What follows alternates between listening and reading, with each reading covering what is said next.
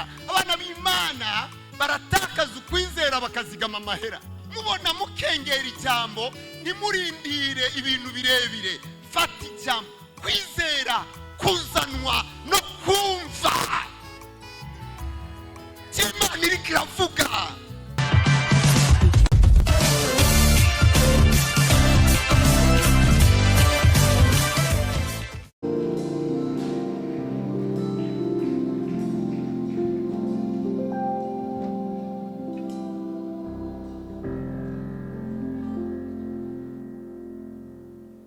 Muraniyumvira musi Yesu azoza gutora ishengero,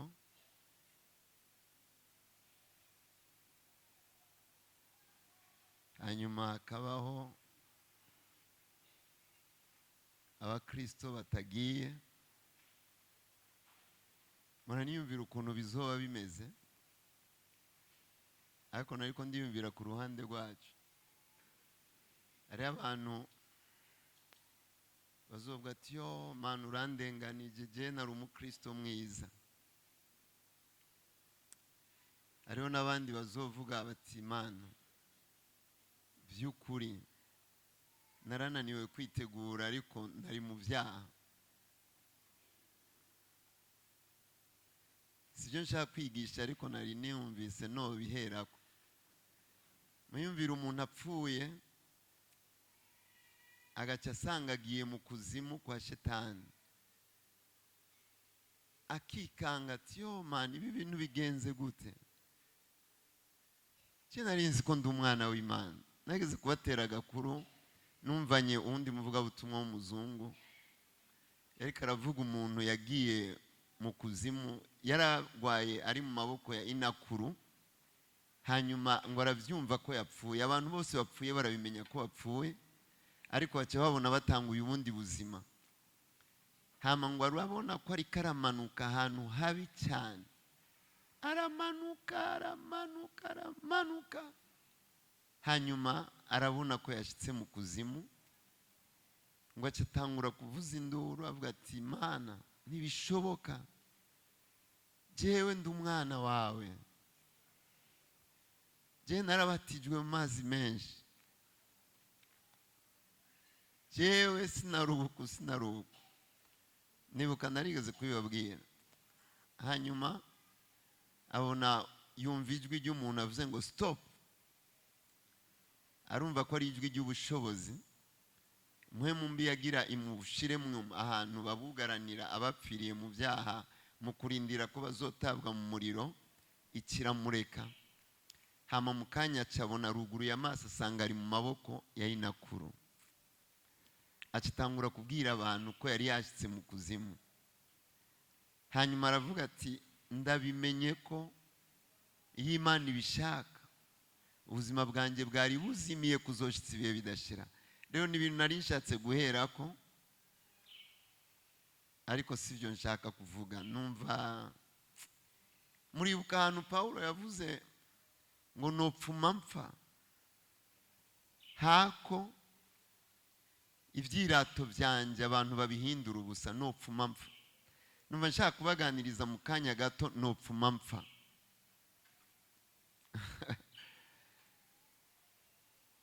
Kandi aho nahejeje gusoma muzobibona mu Bikorinto wa mbere 9 ku murongo wa 15. Paulo avuga ngo nopfuma mpfa hako ivyirato vyanje hagira umuntu abihindura. Iyi ni imvugo y'abihevye, ni imvugo y'abantu bameze nk'abasazi, ni imvugo y'abantu menga ntibafise urupfasoni. Ariko kandi ni imvugo y'abantu bafise icyo biyemeje, n'abantu bashobora kuvuga ati jewe niyemeje iki, ntegereza kuzokibamwo. Muri Zaburi ya 15 ku murongo wa 4 hari ahantu bavuga ngo uwo muntu ngo icyo yarahiye ngo naho cyo mugirira nabi ngo ntiyivuguruza. Hari abantu ikintu biyemeje naho haziki arakibandanya cyane cyane abanyakuri. Hariho abantu muri Bibiliya, abantu bamaze gusoma igitabo cy'ibyakozwe n'intumwa, hari abantu barenga 40 ngo bararahiye barisiba ko batazorya batazonywa Pawulo adapfuye. Hariho abantu iyo biyemeje ikintu, ibi rero muraca mwumva icyo nshatse kuvuga mu mwanya muto. Iyo yiyemeje ikintu cyane cyane nk'ibi turimo byo kwizera,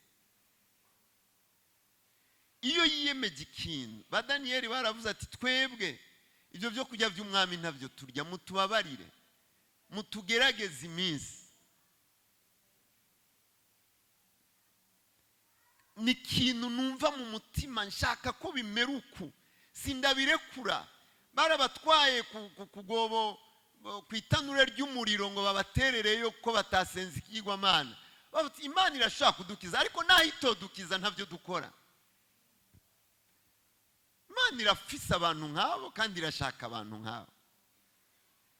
Iyo yafashe icyemezo nta kintu kigaruka kugihindura. Cyane cyane nshaka, sinzi ukuntu ndabivuga, nakanya gatoyi, ikintu umuntu avuga ngo ndizera, iyi yari ikwiye kuba imvugo y'umuntu yizeye. Jewe ndizera, shaka wice, sinywa inzoga. Iki cyari gikwiye kuba ikivugo cy'abantu bizera Imana, shaka unyirukane navyo nkora. Amen. Abantu benshi ntibazi ibyo Bibiliya ivuga, nicyo gituma habonetse abantu benshi basoma Bibiliya. Ndabyibaza, mashengero menshi abantu ntibasoma Bibiliya, nukuri ndabyemeza kandi biranteye agahinda. Makiyongozi yambagiye ko nabonye ko abantu badafise Bibiliya, naciye nwenga mama, ndabizi nazo bafise amatelefone, n'abazifise benshi ntibazisoma. Sinzi ko ndagushavuje umbabarire, ariko mpagaze mu gishingo cy'umwami ashaka icyo mvuga.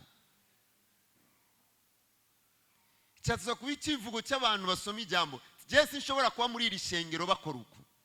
Iki ni ikivugo cy'abantu bati ndazi iki jambo rivuga, sinoguma muri iri shengero bimeze uko. Naho uzoja hose ubu uwo muntu muravuga ati nopfuma mpfa hako mba mu binyoma, nopfuma mpfa hako mba mu mwiza. Muzore mugenda mumeze uko. Abo bantu n'Imana ishaka, n'Imana ikunda, kikaba ikivugo.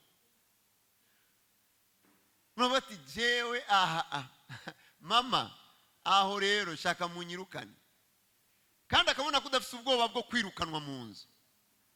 Umuntu akabwira umugabo wiwe aho kukoze kuri Yesu, nukuri kora icyo ushaka ntacyo, birambabaza ariko nzovyikorera. Nawe yarikoreye ivyanje. Abantu Yesu ashaka umugabo akuna ukwizera. Hariho Yesu aruta abagabo, hariho Yesu aruta abakoresha. Imana ihabwa icyubahiro. Iyi ni imvugo, ni ikivugo cy'umuntu yizera, naho yicaye muri bisi arafise ikintu muri we. Sinza kubirenga ko kubera ibi nibi ngo bimeze uko. Abantu barindiriye Yesu, n'abantu begejwe bafise umuriro mu mitima, baragumana ikintu bafise. Imana ihabwa icyubahiro. Twatsa kuba abantu bameze nyene nk'abapayo, ariko mu byo kwizera, pana mu bintu byose. Abantu bakoze ku kwizera kwawe bagaca babona uriwe, ariko batariko barabikora bakinubira. Yesu baguma bamubaza ibibazo ntiyishura, ariko bakoze ku by'ubwami yaravuga. N'abantu bazi ikintu barimo. Kivugo nopfuma mpfa. Amen. Abakristo bati Jesi ntinya ubukene, jewe ntinya icyaha. Abakristo bavuga jewe sininya ko abantu banyanka, ntinya ko mpwemu yera nyanka. Amen. Jewe muramvuga mu mutima nk'ubu mama Kiyongozi avuze abanezerewe bagire gutya, ntanezerewe sinduza. kandi biramaze kunshikira. Sinduza umuntu wese yovuga ngo abumva bakunda bankunda baduza ukuboko shengero ryose muca mumbesha, jewe sinzoduza maka nemeranye nico ndimwo. Amen. Mwese murazi ko twahuye dukuze kandi tuzotandukana, nta numwe azahunda azogenda, ariko uwo mwari kumwe muzogumana, ujye yakuremye muzogumana. Amen. Apana gukora ibintu ngo Michel nezerwa, apana. Ndabizi Imana itamuhaye kunkunda, naho ndamunezereza ntiyo nkunda. Tabana bavuze mfuma mpfa. Iki ni kivugo kuko kwizera kumeze nk'ibisazi. Amen. Nta muntu numwe yizera vy'ukuri. Murazi kwizera ndiko ndakwemeza ibintu ntabona nkabikwemeza nk'ibihari. Ndiko ndabikwemeza ntavyo mbona, ariko kwizera kuvuga ngo kwizera kuzanwa no kumva ijambo rya Kristo. Iyo abantu rero bariko barumva Imana ntibasubira kumva umuntu keretse avuze ivy'Imana ivuga. Amen. Murashobora kunyumva canke nimunyumva, ariko ndiko ndavuga. Aho uzoja hose ubu umuntu agwanira icyo afise muri we. Nibi abana b'Imana bafite ukwizera baraguma bihagaze. Kwizera n'ibisazi. Imana yaravuze ngo. Amen. Imana yambwiye ngo nta muntu aza kubihindura, wowe ugendera kuri ico. Hari umuhungu umwe mu Rwanda ntiyari yarize, ntigwize n'amashure makeyi ngo rupfume rumenya no kwandika, ariko gwari urusenzi. Hama Imana irubwira ko ruzorongora umukobwa yitwa Chantal, yahejeje medicine, yahejeje amashure y'ubuganga. Icyo rero gisa n'icyaha kurongorwa n'umuntu atize muri ino si, gisa n'umukoshi. Ndibaza ko muri ko muranyumva.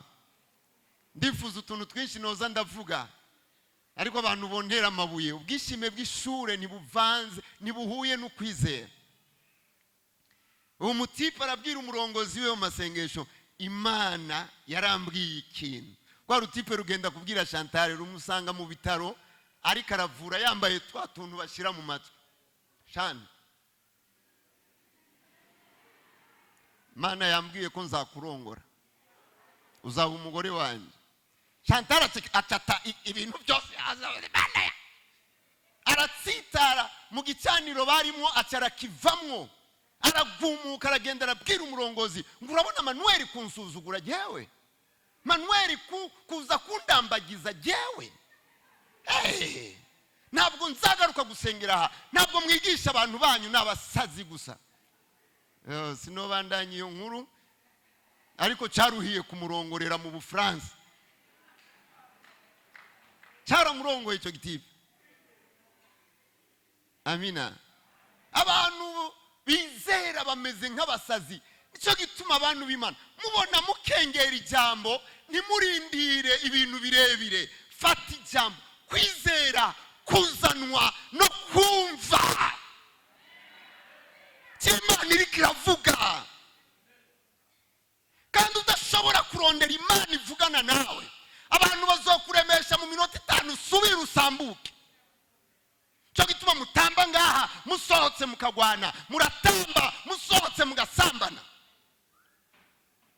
Abantu bumva ntibasambana, abumva Imana. Jambo ry'Imana birivuga ngo mbega ijambo ryanje si nk'inyundo imenagura ibitandara. Imana yovuga ukaguma umeze gutyo wewe.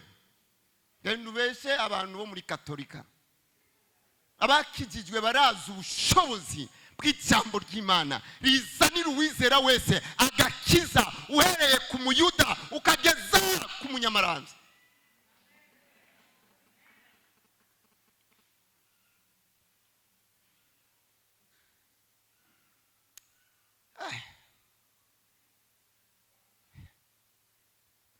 Sasa Imana ikaduha ikivugo cy'abantu bati nopfuma mpfa, nopfuma mpfa. abantu baremeye gupfa. Murabizi ko abantu babaca amazosi kera. Genda hari udukuru nkunda gusoma n'ubu mu telefone ndafise utuntu bene utwo ndadukunda. Abakristo batawe mu mastade harimo intambwe. Kurya muhora murona umupira wa Real Madrid na Barca bariko barakina, ibihumbi mirongo by'abantu byaje kurorera, hakaza ibihumbi mirongo by'abantu baje kuraba ukuntu intare zirya abantu banse guhakana Yesu, kandi zikabarya. Intare, ingwe, ibyo bikoko by'ibikoko nyene ntibizi gufatira mu mugongo, ntibihera ku kuguru, minsi yose bihera ku izosi. Bifisa amenyo y'ubugesera ane, gishinze ntuvayo, no kwa muganga ntibakuvura. Abantu baba babize kuvuga ati mfuma mpfa. Wopfuma wicwa na covid, hako wicwa n'intambwe. Twebwe turandura kubera utuntu duto duto. Hariho abandi bavuga ati jewe na intambwe ziza sinandura. Hariho umutamu umwe bamutwaye ari nyagano, bamukuye mu Bwisirayeli kujya kuntu babatwara, agenda mu gihugu ariya mu Bukarudayo. Abantu rero barabacunaguza, bakaza kubaza ati ngo mwebwe Imana yanyu ngo ntikunda ingurube, ariko twebwe turazirya. Nabo bagaca babaha. Abavuga umuntu wese atarya arapfa. Abantu bose bagaca barya uko bari barahevye Imana. Iyo wahevye Imana ntuba umuntu ameze uko ndiko ndavuga. Imana iratera akanyarigabo. Imana iraguha urupfasoni ariko irakurinda kubikijora. Imana iraguha kubaha abantu ariko irakubuza kunamira abantu, ariko ukabubaha. Iyo ni Imana. Nta jambo, nta gusenga, nta ki, utuntu hecho za Imana ikatugirira ikigongwe mw'abantu. Je umunsi umwe narigeze kwifuza umukobwa, ndavyumva ko nafashwe n'ivyifuzo. Nagarukiye ahantu bita Ivyumba mu Rwanda, nagiye gusenga amasengesho, ndabwira umupastori ya Nyakiri, yari umupastori w'ishengero rya Fekabu, hari yabayita Pefa. Ndamubwira nje mu masengesho sinzovayo Imana itankijije, sinzovayo nabimenye ko nakize, nazosubira kumva ndamushaka. Ahantu gusenga kandi ndagumayo, hari hakanye ku buryo byarangora no gusenga. Nasenga nicaye nifusa ururengeti kubera imbeho njyegeje, ariko ndababwije ukuri ariko ndumva umenga nzopfiraho. Hanyuma Imana irangirira ikigongwe, irungika umugore umwe avuye mu Kirundo, araza mu Rwanda, kandi agaciro k'umutima w'umuntu ashaka Imana karakomeye. Araza asanga hondi, araza avuga ibintu bibaze hejuru, sinarinzi ibyo ariko aravuga. Arabwira ati haguruka ogenda woge unywa igikoma, nta muntu n'umwe azogira icyo kugira, ndagutabaye. Urazi kumara iminsi ngaho ukumva ntushonje kubera umubabaro. Harya inzara iyi minsi tuvuga gusenga twisonzesha, udafise umutwaro uzovunika, no kugwara uzogwara, ariko ufise umutwaro n'iminsi ijana woyimara. Sinumvise inzara na gato, nguma ndaho nkavyumva ko umubiri ufise intege nke. Ati Mana, jewe nararahiye ko hako nsubira mu busambanyi uzonyice, namba nzobikora kuwa gatatu uzonyice kuwa mbere, bampambe nejejwe. Ndasenga kandi naratakambiye Imana vy'ukuri. Uwo muntu araza aravuga genda woge, kandi uca ufata ubuyi babwita igikoma. Hanyuma ndumva icyemezo kinyemeje kw'icyo kintu ari Imana ikinzaniye.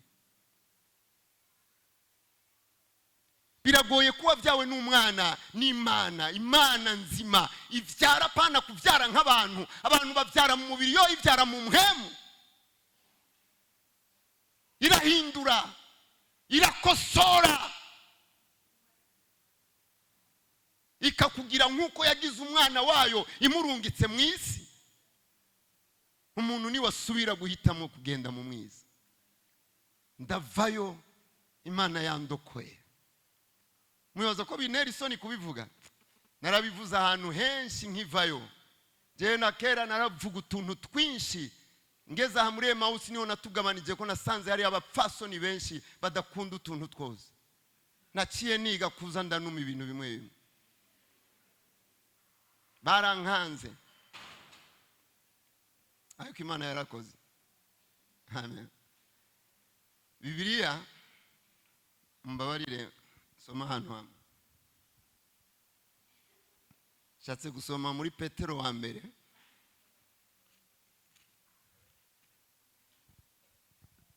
mu gice cya mbere, ariko nsome muri Yuda. Mbabarire nisomere muri Yuda mu gice cya mbere. Some muri Yuda gice cya mbere ku murongo wa 20. Ariko mweho bakundwa, mwiyubake ku kwizera kwanyu kwera cyane, musengere muri mwemu. Mwiyubake ku kwizera kwanyu kwera cyane, mwiyubake ku kwizera kwanyu kwera cyane. Ikintu Imana yaduhaye kirera cyane. Imana yaraguhaye ukwizera, yaguhaye ikintu cyera cyane. Icyo kintu gituma Imana ikwita umwana wanje. Kubera icyo kintu si ikintu cy'inyama n'amaraso, si ikintu wo kwiga mu ishure, si ikintu abantu boguha, ni ikintu Imana iguha. Urizeye, uhawe ukwizera kwera cyane. Imana ishimwe. Aha nagira ndabasomere mu gice cya mbere muri Petero, avuga ukuntu twahawe ukwizera gukomeye ngo kuruta agaciro amafeza n'amazahabu. Nta bantu benshi bazi ko icyo dufise kirengeye amafeza n'amazahabu. Igituma abantu benshi bahagurutse kugwanya inyigisho z'ivy'ubutunzi mu mashengero, si uko byari bibi, ni uko ishengero ryuzuye abantu batanyotewe muhemu yera, ariko banyotewe ibifadika. Muzobibona ku bimenyetso bimwe bimwe. Iyo abakristo baronse amafaranga ntibabandanya gusenga. Umukristo wese aronse amafaranga aca yihana ishengero ryo mu ahantu habaye akagenda mu ryo muri ville. Ibi bintu byose Imana irabizi ko atari byiza, ariko Imana yashaka abantu bamenye ko icyo bakiriye gifite agaciro kuruta amafeza n'amazahabu, ku buryo umwana w'Imana yubaha abatware, akubaha abatunzi, ariko akamenya ko abaruta. Imana ishimwe. Nta nubwo mubyemeye, genda byemera.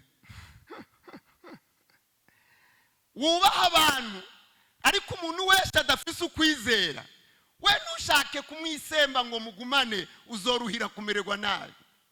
Icyo dufise, abantu baragwanira ubuzima cyane cyane. Abantu baramata ku buzima, baragwana kubera ubuzima. N'umuntu ashatse kugukuza mu kazi, uronse umupfumu wamurogesha agapfa. Ariko saba Kristo benshi bagwanira ukwizera.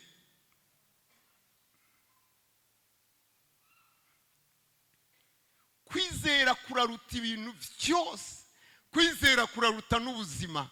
Nicyo gituma abakristo ba mbere bemeye gupfa bakaziga mu kwizera. Pawulo aravuga muri Timoteyo 2, nagwanye intambara nziza, nagwanye intambara nziza, nazigamye ukwizera. Abana b'Imana baratakaza ukwizera bakazigama amahera. Munsi Antikristo azoza, je mu nteguro z'umutima wanje nshaka kuzobivugako mu minsi iza, kandi ni iby'ukuri. Mpwemu yera amfashe, nashaka kuzoganiriza ishengero ibihe uko bizogenda bikurikirana. Antikristo niyaza, umuntu wese yigeze kumenya umucyo w'ukuri kw'ijambo ry'Imana azoca amenya ko ubuzima buhagaze.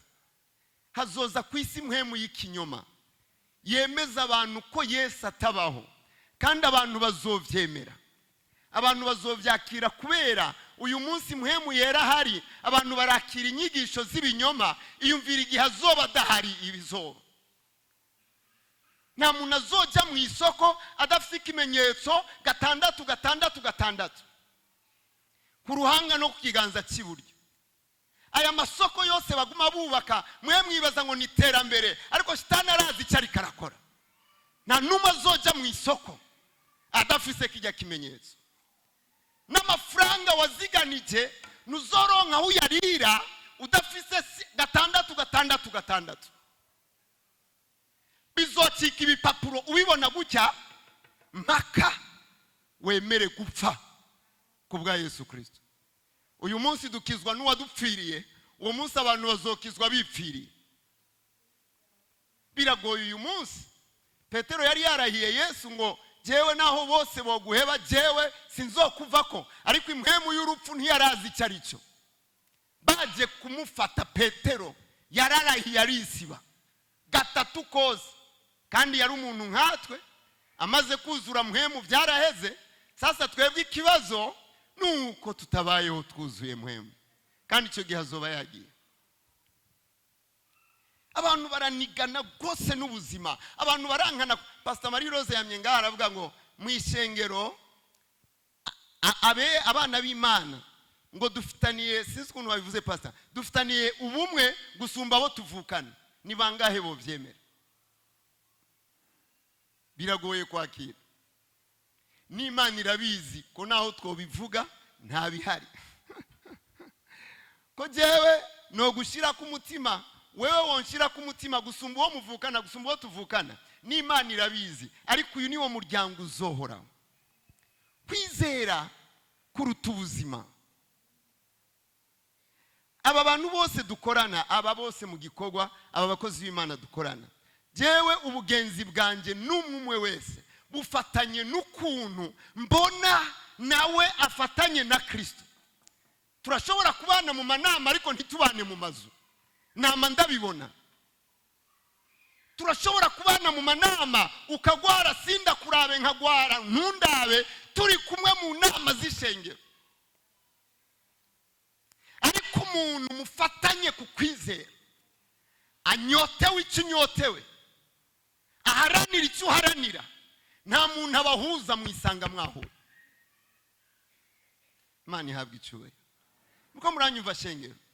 Kwizera kwera cyane nibwo butunzi bwa mbere twahawe. Nico gituma mu gitabo cya Yakobo Bibiliya ivuga ko Imana yahaye aboro ukwizera. Kuvuga mu ijambo rimwe yabahinduye abatunzi ba Petero, barabarovyi, bacitse abantu bahagarara imbere y'abami, baharira n'abaherezi kubera ukwizera. Kwizera kuraruta ubuzima. Numva nto bibamwo gose, ariko twebwe ubuzima dufise, papa na mama batuvyara banduye tukavuka twanduye. Ndibaza ko mwumva ko ntanyuranije n'ijambo. Benshi batuvyaye bapfuye mu mpwemu, natwe twavutse dupfuye mu mpwemu, ariko turi utwana twiza. Twana dutwenga, iki kibebe, ariko mu mpwemu kirapfuye. Abo nigihe ubona akana keza, abantu bose bakagakunda, ariko kumbura Imana ikiravuga ati aka kazoroga abantu mwabana, kazokwica n'inzoya aka. Yo, mwebwe muhumye ni mugasomagure. Abantu bose Imana irababona kuva bataravuka. Tuvuka uko nukuvuga mu ijambo rimwe, tuvutse turonse ubuzima bujya gupfa. Murazi ko abantu bazoja mu muriro bazovuga bati Imana kubera iki wangize umuntu, kubera iki nabayeho, kubera iki Imana. Mu gitabo cya 6 cy'umusiguzi hari ahantu bavuga umuntu Imana yahaye ubutunzi, ikamuha ibintu, ikamuha icyubahiro, ariko ntahazwe navyo, ngo ivyo navyo nubusa, ngo mbere uwo muntu arutwa n'inda yakorotse. Umuntu wese azoja mu muriro azokwifuza kwinda ya mama wiwe yari gukoroka, hakaba umuntu akagira icyubahiro ariko agatabwa mu muriro. Ejo narabagije umugabo umwe, tamaza ubumva ufite icyemezo ko ushobora kuja mu ijuru. Ngo ya pastor, jewe vraiment ndagerageza gukora ibikorwa byiza byotuma nzorironka. Ndamubwira ndakubariye ntajya uzoronka. Ngwari igihe bingora ndabatsi nuko twese twapfuye, twavutse dupfuye twitwa abakristo gushika umuntu abonye Yesu. Ndamubwira iyumvire icyubahiro ufise, iyumvira amashuri ufise. Nari namwumvise yari yicaye iruhande yanjye ariko araganira n'undi mupapa nyene ubona ari bihangange n'ibifransa bariko baravuga nyene biteye ubwoba. Hanyuma iyumvira ubumenyi ufise, iyumvira icyubahiro ufise. Yari yambaye ikoti nziza mu abantu. Iyumvira icyubahiro ufise, hanyuma umunsi umupfuye uzosanga uri inyuma y'urunyo. Mvuze ukuri imbere y'Imana niko namubwiye. Ngo pastor ngo nivyo kabisa ngo umuntu aba ari inyuma y'urunyo. Kandi nivyo twebwe iminsi yose turi mu mashengero tuza kwiyumvira ubuzima bw'abantu Imana yaturungikiye aho turiko turabujyana. Abapastori barapfa bakaja mu kuzimu, ababishop abantu benshi bari kuzimu bariko baravuga Imana kuko batashatse guhagarara mu kwizera. Kwizera niko kutugira abana b'Imana. Kwizera niko kuduha kwezwa. Naho wo kwanga gusambana uzokwa musambana, nutasambana ukuye impuzu uzosambana mu vyiyumviro. Maka uziga mu kwizera, kwizera kugufashe kwezwa.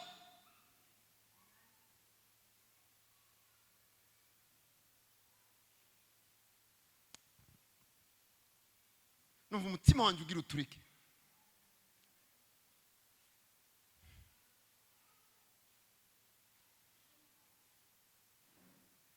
Mugwanira ukwizera abana b'Imana. Nicyo kintu cy'agaciro dufise. Nariko ndabwira abantu ngaha twebwe dufise abana, turanezerewe, umuntu ataravyara ararira, twe dufise abana banje ariko ndabibabwira ku munsi wa gatatu mu ijoro, ndagowe hamwe mwebwe Imana yampaye abana bangana gutyo mukazotaha mu muriro. Noba ngowe. Jewe noba ngowe. Mwe murazi ibihe biriko biraza, aba bana bacu turiko turavyara mubatwara mu mashure meza, nta kintu cyo kwizera mwiyumvira ko bazogwana na antikriste n'amashure cyangwa bazomugwanisha ukwizera. Amashure azogwana na antikriste. Twe turicaye mu mashengero nitubona ibintu biriko biraba, nitubona hisigeze, nituzi intambara arizo, ariko turi mu bintu isirimo. Ivyisi nyotewe nivyo tunyotewe.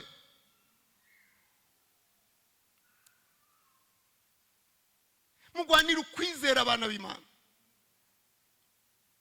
Mugwanira ukwizera. Imana yaduhaye ukwizera kwera cyane. Abana kubaho mudafise Bibiliya. Muzifise muhira ntimuzisome. Agakengerwe dukengera Imana kabonekera ku kuntu tudashaka kumenya uko Imana imeze, uko Imana ikora, uko yakoranye n'abakera. Ntavyo dushaka. Nivyo nabwiye mbwa iyumvira ubumenyi ufise ariko ukabutazi Imana yawe. Ntuzi n'ivyisaba, ntuzi ivyishaka, ntavyuzi ariko ufise ubumenyi bwinshi. Niyo uri ku kazi wishimikiza ivyo wize, ariko Imana yakuremye nta kintu cyayo ufise. Ubwo siko twese tumeze benshi.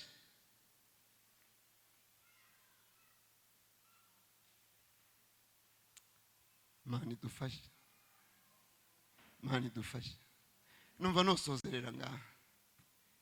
Mana igufashe cyane cyane wewe witwa kukijijwe. Utangure kwibwira uti nopfuma mpfa. Turaza abantu atemera gukora mu kabare kandi akenye kubera idini yiwe n'inzoga biranyuranye. Genda mubaza abantu bamwe ntibashobora gukora mariage kuwa gatandatu kuko kuwa gatandatu niwo munsi wabo wo gusenga. Bavuga ngo niwo munsi Imana yejeje. Na mariage ntiyakora kuwa gatandatu. Iyo aronsa akazi agasanga kuwa gatandatu barakora, arabasaba bamureke cyangwa bakamwirukana. Mu minsi yahera umushikiranganje yarasavye abana bose kogoshesha imishatsi, abana bo mashure y'intango n'ayisumbuye. Ariko twari dufise umuntu w'umubanyi nitwabana hafi, ariko twari tubazi abakobwa biwe mu kwizera kwabo kirazira ko bogosha umushatsi. abantu bamwe barashaka guca bumva uko kwizera uko ariko sinashatse kuvuga amazina y'abantu. Baravuze baragiye kubwira umuyobozi w'ishure, baramubwira turagusabye ikigongwe kuko nutatwemerera aba bana baca bataha nitubogosha. Twebwe mu kwizera kwacu umukobwa ntakura umushatsi arinda apfa.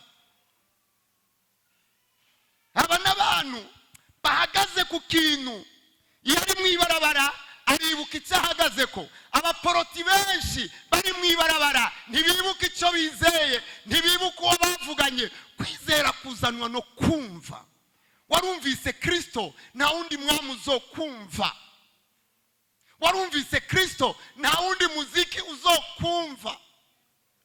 Ijwi ryiwe ngo risuma nk'amazi menshi, niko Yohana yavuze. Aya majambo arandyohera niyo ndi muhira muranda yacisha mu kanwa kugira ndyoherwe. Aravuga ngo mpindukira kuraba ijwi rivuganye nanjye, ngo maze mpindukiye ngo mbona ibiterekwa kw'amatara ndwi vy'izahabu, ngo kandi hagati y'ivyo biterekwa kw'amatara ndwi mbona usa n'umwana w'umuntu yambaye imyambaro ishika ku birenge, yambaye mu gikiriza umukanda w'izahabu. Haleluya. Uyu mwami wacu ngo yambaye mu gikiriza umukanda w'izahabu, twebwe tuwambara ngaho ku ipantaro, wera wambaye mu gikiriza. Kandi ngo ijwi ryiwe inyonga ziwe ngo zari zimeze nk'imbeya z'umuriro, ngo umutwe wiwe n'umushatsi ngo byari byera, ngo ni nk'intama y'umwero cyangwa ngo nk'ipampa, niko avuga. Ngo kandi ngo ijwi ryiwe ngo ryari rimeze nk'amazi menshi asuma, ngo ibirenge byiwe byari bimeze nk'umuringa w'umwakaka watukujwe n'umuriro.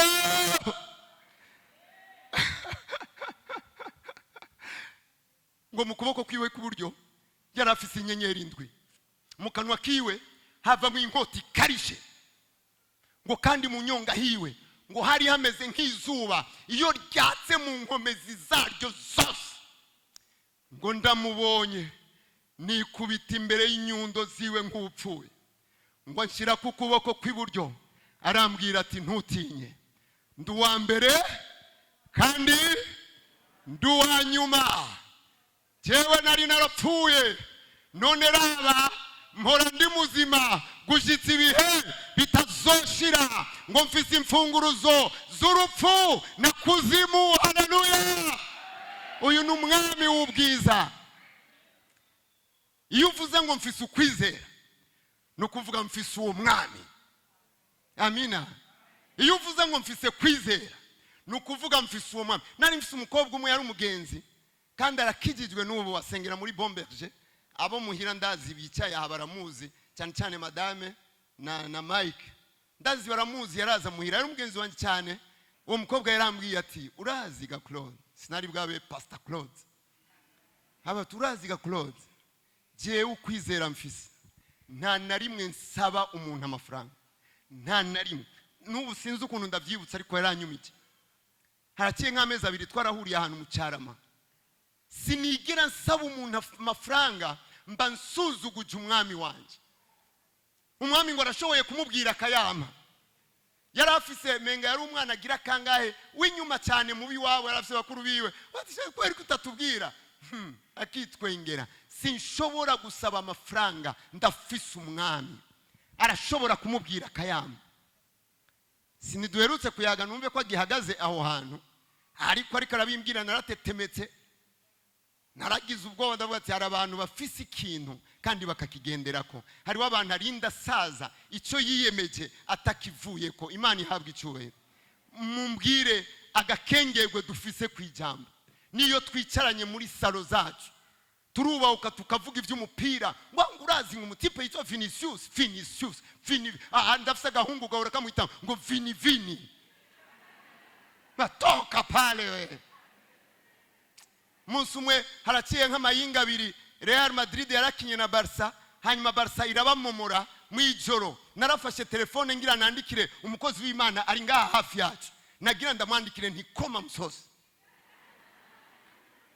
Ndaza kumubwira ko ari we navuze, ariko ariko aravyibwira. Nafite koma musozi. Sinzi abantu twajyanye gutembera aha kumubone, hanyuma turi kumubone abantu basaze bariko baranywa inzoga kubera Barca, ariko nta bantu basara kubera Yesu. Mu mazu yacu ntituvuga Yesu, nta vini Yesu ahari. Abantu twaraguye, ishengero ryaraguye, ishengero ryaraguye. Nico gituma mama kiongozi yamye avuga abantu bavugana nabi, abantu bazase bana yanje we. Ntaraba umupastori naravuga sinzoja mu ishengero ridakundana. Kandi ibuka ko nigeze kubibwira abantu ngaha bo muri Emmaus, sinzoja mu ishengero ridakundana. Nari naronsa amahirwe yo kumpastori hajya, misi yose ngatinya ibintu by'abantu bo mu madini. N'ubu numva ndabitinya. Iyo namaze kubona kutankunda, mba ngize ikibazo kiremereye kandi uri umwana w'Imana. Iyo nanguye kumva ntagukunda, nca ntangura amasengesho, nduhuka naji wawe. Ni intambara yo kwizera kwacu kwera cyane, tukugumize mu kwera cyane. Muraba ukuntu Imana izodukorera neza. Murashobora kunamika amaso dusenge. Ubuntu bw'Umwami bubane namwe, kandi Imana igufashe nanjye mfashe. Shengero turokoke, shengero tuve mu mwiza, shengero tuve mu mafuti, shengero siga mu kwizera. Niyo nkinzo yawe. Bibiliya ivuga ngo izogushoboza kuzimya imyami yose wa mubi yakumuriro, nukwizera kwawe. Bibiliya ivuga ngo iyi niyo ntsinzi yacu yanesheje isi, nukwizera kwacu kwizera. Bibiliya ivuga ngo nibishoboka ko umuntu ahimbara Imana adafise ukwizera. Shaka utanga ibigira 10, shaka wubake, shaka ugire gute, atakwizera Imana ntiryohewe. Imana sinya mubiri, Imana ni muhemu. Imana nicudika n'abanyamubiri, icudika natwe mu muhemu. Twinjira mu muhemu mu kwizera. Yatakwizera guhari nta kujya mu muhemu, ntibibaho. Utagiye mu muhemu uzohurira n'Imana hehe? Mukabare. Imana ni muhemu. Abayirondera bakwiye kumenya kwiriho kandi kabaha impera. Siga mu kwizera. Hanyuma iyo duhuye tukavugana ibijambo bipfuye, tuze turaryana inzara. Simwene data warasubiye inyuma kwe? Warasubiye inyuma? Urumva ibyo bintu uri kuravuga? Iminota 20 tumaranye nta na Yesu yaciye mu kanwa, nta nishimwe, ntaki. Mwana w'Imana abwira Umwami kugirira ikigongwe. Ndasavye mugume mumunamitsa amaso, bwira Imana kugirira ikigongwe. Tuvyura urukundo rwa mbere ruzozanwa no kwizera. Ibi bintu byose abantu narumvise Titina avuga ivy'Imana yamweretse, naragize ubwoba, nejo narabimubwiye, nari nashatse kubigira ikigwa ariko sinabishoboye uyu munsi. Namba Titina Imana yomwereka ko yosigara mu isi yesaje. Imana yashatse kuvuga ngo na pasteur mukuru ntazogenda, nabandi ba pastor ntibazogenda. Titina n'umugororotsi twese mu ishengero turamushingira nahe. Namba Imana yarerekanye ko Titina yosigara, nukuvuga twese tuzosigara. Imana yari kirabwira ishengero mwihane. Kuri utuntu mu kanwa, kuri ibintu mu mutima. Mama kiongozi yabizanye ngaha mu gatondo, sinshatse kubisubiramo, ariko numva ari itegeko ko tuvuga uko. Shengero na shengero dufise. Maka abantu bihanye. Utuntu tw'utujambo, utunama tukahava.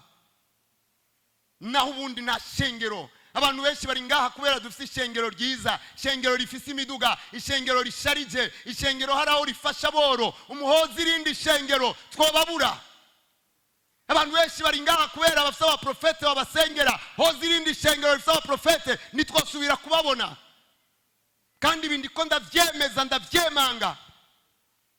Abantu benshi bari ngaha kubera bigisa neza, twogeragezwa bigasa nabi, twobabura.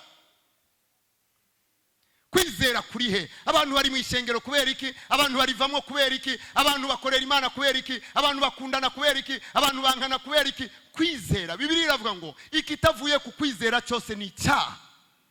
Abantu baguma bavuruganya utuntu, uyu mwanya kozaka, ejo kozaka, undi munsi aka. Wewe uribaza kuri kurajana nandi kwizera. Nukumva. Kandi Imana ifashe umuntu wese yicaye ngaha. Imana izoduha kunesha ariko duhaguruke mu kwizera.